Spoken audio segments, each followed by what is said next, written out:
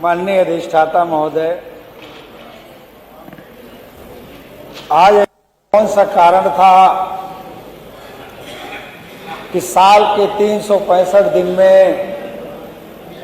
Bharatiya Janata party की सरकार को रात में चर्चा कराने की जरूरत पड़ी। एक कहावत याद आती है, अंधेरे में भाई उजाले में कराते हैं।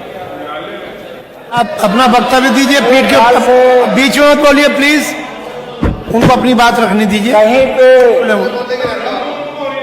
कहीं पे निगाहें, कहीं पे निशाना इधर संबोधित कर। जैसे जब दिल्ली का चुनाव हो रहा था तो भारतीय जनता पार्टी चुपके चुपके 400 सांसद तलाश रही थी संविधान बदलने के लिए। लेकिन हम बधाई देना चाहते हैं पीडीए के महानायक आदरणीय अखिलेश यादव जी को, जिन्होंने भारतीय जनता पार्टी आरएसएस की मंशा को समझ करके उत्तर प्रदेश में इनका रथ रोक दिया और संविधान को बदलने से बचाने का काम किया। हम जानते हैं भारतीय जनता पार्टी की मंशा को, ये देश को गरीब बनाना चाहते हैं, गरीब बनाकर गुलाम बनाना चाहते हैं, क्योंकि जानते हैं भारतीय जनता पार्टी के लोगों को पता है कि देश गरीब और अशिक्षित होगा, देश गरीब होगा तो आसानी से गुलाम होगा। इसीलिए इन्होंने शिक्षा का रास्ता बंद कर दिया। जिस प्राइमरी स्कूल से निकल करके हमारा बेटा, हमारा भाई, गरीब का बेटा आईएएस और पीसीएस बनता था, जिस सरकारी नौकरी के भरोसे अपने मां बाप के बुढ़ापे का सहारा बनता था, भारतीय जनता पार्टी ने दोनों रास्ते को बंद करने का काम किया। क्योंकि भाजपा जानती है कि देश को गरीब बनाकर गुलाम बनाया जा सकता है।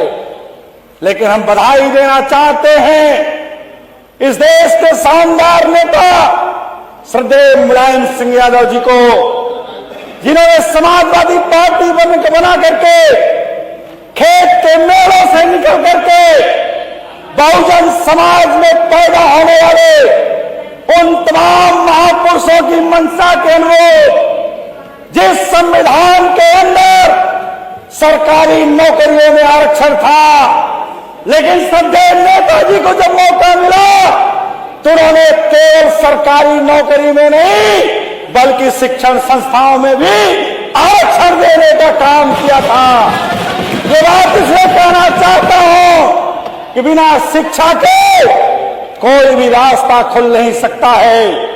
अगर आप विजन देखना है तो माननीय अखिलेश यादव जी का विजन देखो।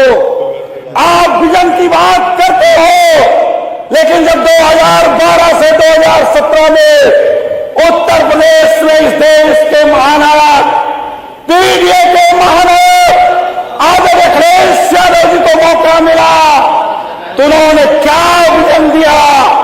मेट्रो का विजन किसका है? पुलिस हाईटेक का विजन किसका है? स्टेडियम का विजन किसका है? एम्बुलेंस का विजन किसका है? कन्या विद्याधन का विजन किसका है? किसान बेरोजगारी भत्ता का विजन किसका है? अगर विजन गिनाएंगे तो आप गिन नहीं पाएंगे। मैं जिस विधानसभा से चल के आता हूं, जिस जनपद से चल कर आता हूं, उत्तर प्रदेश के अंदर 2 बड़े बिजली के कारखाने बनाने का काम किया। एक कोलार घाट के अंदर, एक शंकरगढ़ के अंदर। जिस विधानसभा से चल के आता हूं, मूक बधिर विद्यालय बनाने का काम किया।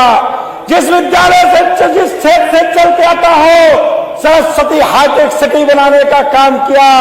लेकिन मैं 3 साल से इस विधानसभा के अंदर 4 बजट पास हुआ। अभी बाढ़ आई, हजारों करोड़ रुपया खर्च करने के बाद स्मार्ट सिटी का पोल खुल गया। इलाहाबाद शहर के लोग आज भी गलियों के अंदर पानी है, बिस्तर के नीचे पानी है, अगर इस पैसे का बंदरबाट नहीं किया गया होता तो शायद शहर के अंदर पानी नहीं घुसा होता। संक्षिप्त करें। जिस क्षेत्र से मैं चल कर आता हूं, हजार सैकड़ों गांव ऐसे हैं। मेरी विधानसभा नदी और गंगा जी के बीच में बसी हुई है। थोड़ी सी बाढ़ आने पर पूरी फसल चौपट हो गई। आप बात करते हो किसानों की, किसान सड़क पर खड़ा होकर के मांग कर रहा है कि मेरी फसल का मुआवजा दे दिया जाए, लेकिन सरकार के सिर पर जो दे रही है। इसलिए मैं कहना चाहता हूं, आज की तारीख में अगर हिम्मत है तो रात की बहस बंद करो, खुलेआम चर्चा करो। देश की जनता तैयार है। और आने वाले समय में केवल अगर किसी के पास विजन है तो माननीय अखिलेश यादव जी के पास है, जिन्हें 27 में सरकार बना करके देश के अंदर, प्रदेश के अंदर एक अच्छा विजन लेकर के गांव और गरीब का विकास करने का काम करेंगे। बहुत बहुत धन्यवाद।